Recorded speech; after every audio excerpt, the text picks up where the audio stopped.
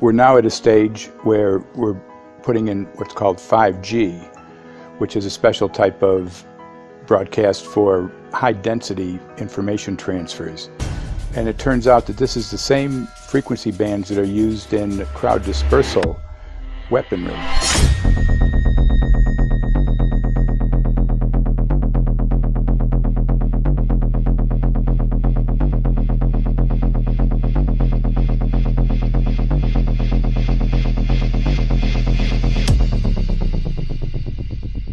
5G, first and foremost, is densification. So it's significantly more transmitters in close proximity to a human, and it is also a sophisticated, illegal, unlawful transmitter. What I mean by that is it is a high gain dielectric lens antenna, and what that allows 5G transmitters to do is to 3D map its environment in your home. The 868 megahertz frequency is specific for battlefield interrogation systems, so sub-gigahertz. It allows the signal to travel through concrete brickwork with ease, and it can actually data gather. It is a target acquiring system. Phased array is basically radar off the battlefield. It is extremely good at identifying targets and being able to lock onto targets. And not only that, it can specifically target you as an individual. So any judge sitting on an interesting case, let's say, any lawyer, any barrister, anybody doing any work that is potentially controversial, your life could be at threat. So the antenna design that you currently have on top of these LED streetlights, masquerading as a control management system, is basically battlefield interrogation equipment.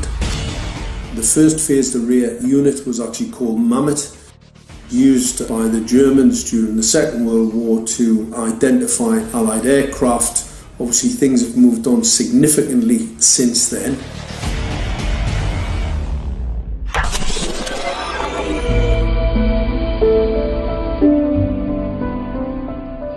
Well, I joined the Royal Navy in 1960, and I specialised in microwave warfare. Radar, obviously, which uses microwave, but they don't just teach you radar, they teach you all about microwaves and other uses. So I understood about microwave warfare and how it can damage people, how it can harm people. Microwaves then were used as weapons, as they are today. It is a perfect stealth weapon, and when governments don't like a group of people, for instance the ladies who protest at Greenham Common in England about the American missile base they camped, they were microwaved. We microwaved Catholics in Northern Ireland to make them sick. It goes on all over the world. And it's a weapon that you don't know you're being targeted, because the dose is very, very low, which is actually more dangerous than a high dose. It's very, very low, and it may take a year or two, but you can cause neurological damage and cancers with low-level microwaves, and you can make all your opponents sick.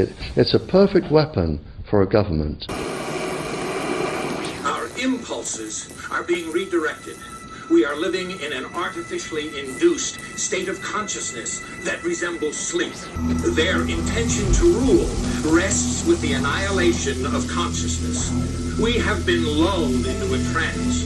They have made us indifferent to ourselves, to others. We are focused only on our own gain. Please understand, they are safe as long as they are not discovered. Keep us asleep, keep us selfish, keep us sedated. Almost immediately, I had neighbours knocking on the door, talking about children bleeding from the nose. I had images posted on Facebook. And one neighbour in particular came to my door and mentioned the fact that since the LED street lighting had been installed, she was bleeding from the nose every single night. I thought it was unbelievable. However, I spoke to another neighbour who lived not far from the first lady who mentioned this, and she also confirmed that since the LED street lighting had been installed, she also had started to develop nosebleeds and had never had nosebleeds before in her life. That then put me on a journey to investigate. I measured microwave radiation levels from the transmitters on top of the LED streetlights. The basic 868 megahertz, it was significantly higher than the current Council of Europe 1815 resolution, which is a maximum of 600 millivolts. I've measured up to over 3,000 millivolts.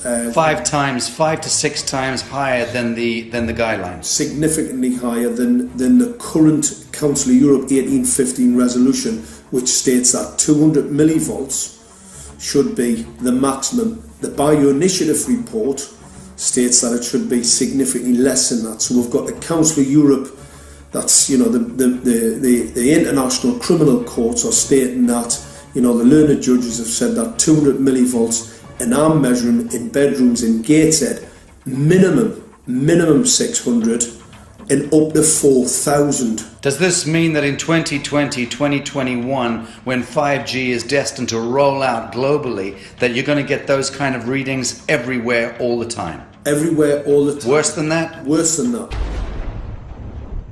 Yes, 5G will connect the Internet of everything.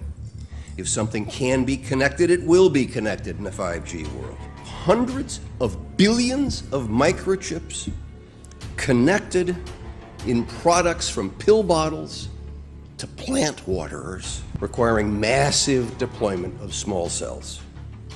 We won't wait for the standards. Now, to make this work, the 5G build-out is going to be very infrastructure intensive.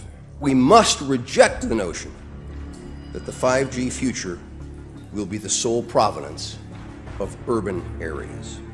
The 5G revolution will touch all corners, and that's damn important. The interconnected world of the future will be the result of decisions we must make today.